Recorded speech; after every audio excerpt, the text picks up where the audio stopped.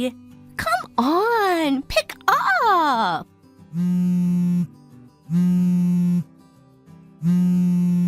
Rena! Sorry for the delay. I was bathing the baby. What's up? Huh? That kind of thing can wait. If you don't reply to your mom friends right away, don't be surprised when people start avoiding you, you know. Okay. Anyway, did you need something? Oh, right. I heard your family's going on a vacation, huh? What? No, we don't have any trips planned at the moment. Where'd you hear that? Oh, come on. Don't play dumb with me. That kind of excuse might work on the other moms, but not on me. I'm really not playing dumb. We honestly don't have anything scheduled. Are you sure you're not thinking of someone else? Nope, definitely you. I overheard some of the other moms saying you mentioned a trip, so don't even try to deny it. I'm telling you, I haven't said anything like that. We really don't have a family trip planned. So, where are you going? Okay, you're not listening. There is no trip. Can you stop now? So you're really not going to tell me the destination, huh? What is even happening right now? Why are you so desperate to believe we're taking a vacation? I keep saying we're not. Well, if you're going to be like that, I'll just find out myself. And once I know the details, I'll make sure my whole family tags along. Wait, what? Your family, wasn't it 4 kids? Not just them. It'll be me and my husband, of course. Also my parents. Oh, and my brother and his wife. You're joking, right? That's 10 people. Oops, I forgot my brother's 3 sons. 13? Yup. With that many people going on a trip is usually impossible for us. That's why I figured we'd just join in on yours this time.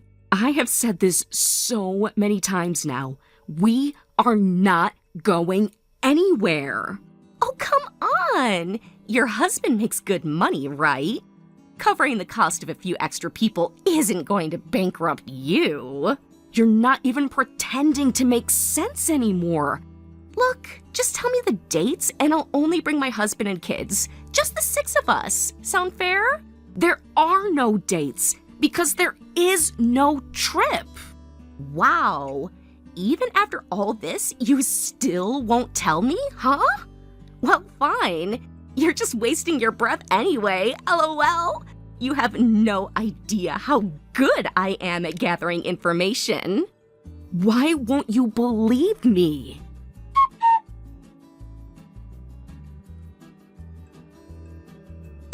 Hey, Rena. So, the big move is almost here, huh? You're really flying out the day after tomorrow? Hi, Lisa. Yeah, it's really happening. It still feels kind of surreal, honestly. In just a few days, I'll be waking up in a completely unfamiliar place, starting from scratch. I keep telling myself I'm ready, but it's a lot. I can imagine. Moving like that, it always feels like a blur until it actually happens. One minute you're just packing, and the next thing you know, you're standing in a new house in a new city wondering how you got there. Exactly. It doesn't quite feel real yet, but I'm sure it will once we get on that plane. I bet it will. Oh, speaking of the airport, a few of the other moms and I were chatting the other day, and we were wondering, would it be okay if we came to see you off? What? You'd all come to the airport? Yeah. We just thought it'd be nice to give you a proper send-off. Especially the kids. My daughter's been asking about Mia non-stop. She was pretty heartbroken when she heard Mia was moving away, and now she's totally determined to say goodbye in person. That's so sweet. I honestly wasn't expecting that. I didn't want to make a big deal out of it or inconvenience anyone. Oh, stop. You're not inconveniencing anyone. We want to be there. This neighborhood won't be the same without you and Mia. I mean, we've done so much together over the years. School events, birthday parties, summer play dates. It only feels right to say goodbye properly. Now you're going to make me cry. Sorry. Didn't mean to get all sentimental on you. But seriously, don't feel like you're leaving quietly. You've made a real impact here. We'll miss you. That honestly means so much to hear. Moving has been overwhelming enough, but leaving people like you behind is what really hurts the most. It's not just a change of scenery, it's saying goodbye to a whole chapter. Exactly why we want to be there. So we were thinking we'd take the train early and meet you at the airport. Might be a little hectic, but if it's okay with you, we'd love to be there. Of course it's okay. It's more than okay. Thank you. Truly. Mia's going to be so happy to see your daughter, too. She's been putting on a brave face, but I know she's feeling it. Aww. We'll tell her she's got fans waiting to send her off in style. My daughter already picked out her favorite dress for the occasion. She pulled it out of her drawer and said, "This is goodbye day. I need to look nice." That's so adorable. And a little heartbreaking, too. Yeah, it is. But it's also kind of beautiful, don't you think? It really is. All right then, it's settled. What time should we meet at the airport? How about 7 a.m. at the east entrance near the ticketing gates? That should give us enough time to check in and still talk a bit before security. Sounds perfect. I'll spread the word to the others and make sure we're all there on time. Thank you, Lisa, for organizing this, for always being there, for everything. I didn't realize how much I'd missed this place until now. You don't have to say goodbye forever, you know. You'll visit, we'll stay in touch, and who knows, maybe someday we'll come visit you and see what your new world looks like. I'd like that. I'd really like that.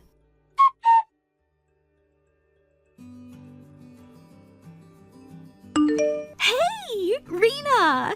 Just letting you know, I'm already in Hawaii, ahead of you, LOL! Wait, Patricia? What do you mean you're in Hawaii? Well, the other day, I overheard Lisa telling some of the other moms about the group's meetup time. So I did the math, scrambled to book flights, and now our whole extended family, 13 people, flew out early. So here I am, standing in Daniel K. Inouye Airport. Oh, and by the way, I already know you booked that fancy YoTube hotel where all the celebs stay. No escaping me now, LOL. Patricia? And before I forget, just a heads up. I'll be invoicing you for the airfare and the luxury hotel. Since we spotted the plane tickets, I'll include a little handling fee. Altogether, $5,000 should cover it. We pretty much spent everything getting here, so I've only got like $10 in my wallet. Once we meet up, I'll need you to hand me the cash, stat. Oh, and for the hotel, I was thinking minimum $500 a night per person. Naturally, you're covering that too, for all 13 of us. Thanks! Patricia, I need you to stop for a second and listen. What is it? I moved to the Bahamas. What? To be specific, I'm literally boarding a flight to the Bahamas right now. We're relocating permanently.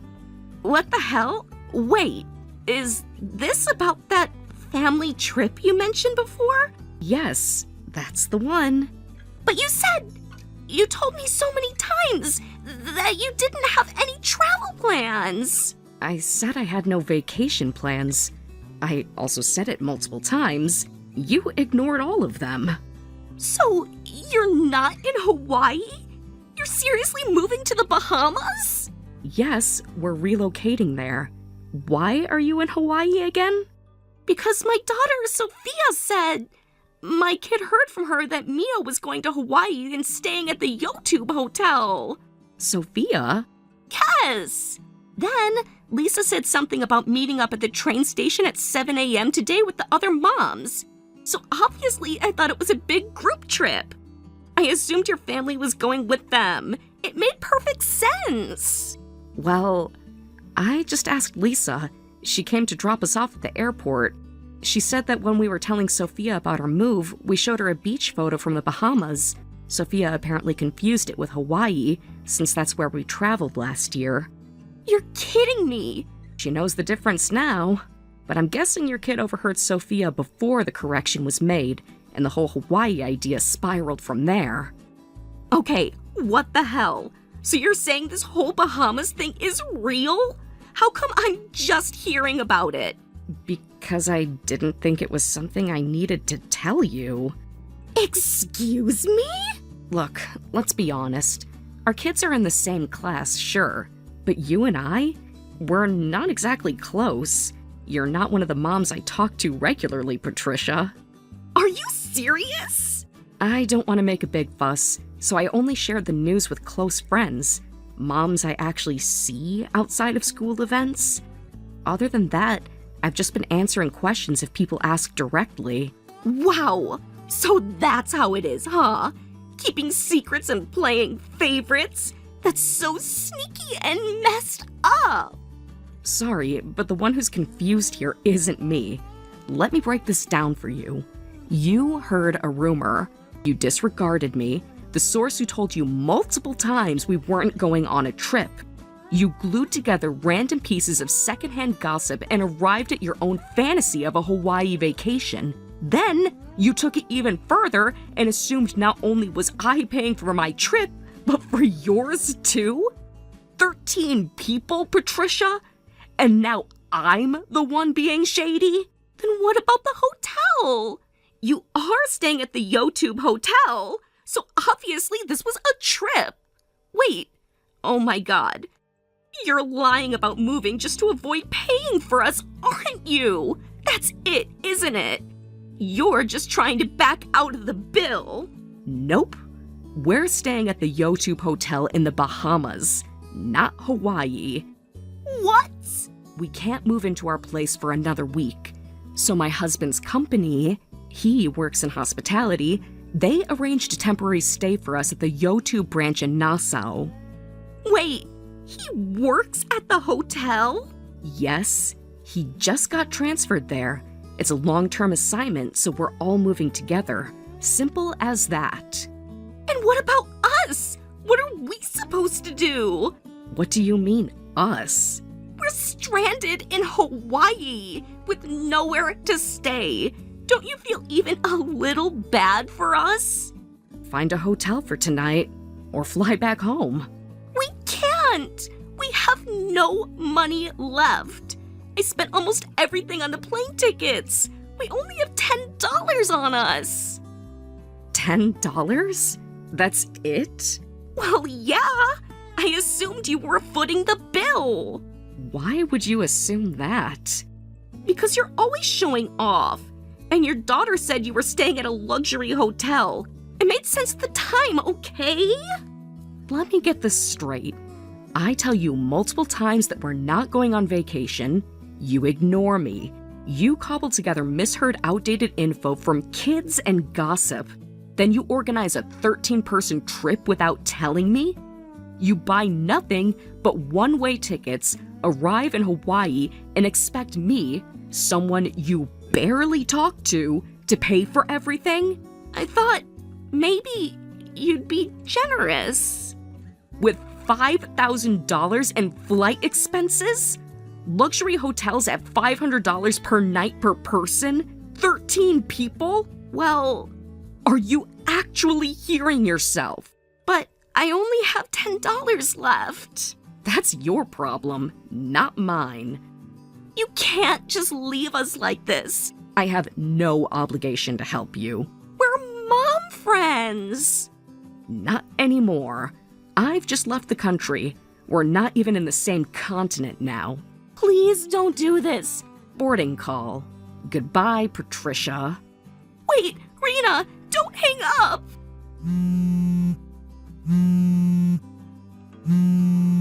Rena, please. At least send me a little something. Don't leave me hanging like this. You're too much. I'm blocking you now. No, wait.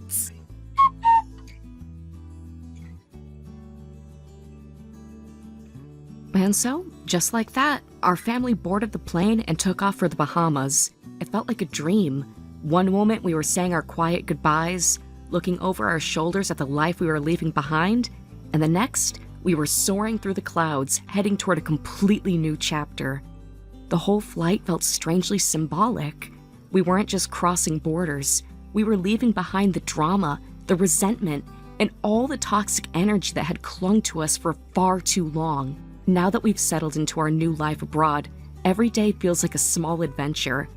Sure, we're still adjusting to the different pace of life, the climate, the culture, the language. But even the confusion feels exciting. There's something invigorating about not knowing exactly what each day will bring, about slowly figuring out everything from currency conversion to grocery shopping in a completely new environment.